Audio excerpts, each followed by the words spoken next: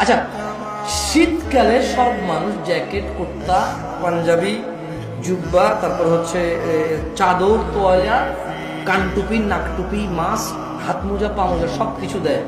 কারো কাছে অত্যাচার মনে হয় না এটা। যখনই পর্দা করার জন্য শুধু বোরখা পড়তে বলা হয়, সবার কাছে অত্যাচার। শীতকালে মহিলারা সৌন্দর্য দেখাবে না কেন? ওয়াই? তখন কি ওদের স্বামীর সাথে থাকা লাগে না? তখন কি ওদের বয়ফ্রেন্ডরা ছুটি নিয়ে নেয়? তখন কি ওদের বিবাহের জন্য আসা বন্ধ হয়ে যাবে?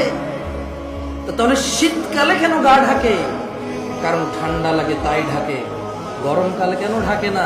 ঠান্ডা লাগে না তাই ঢাকে না। আল্লাহ বলেছে ঢাকতে, তাই ঢাকে না।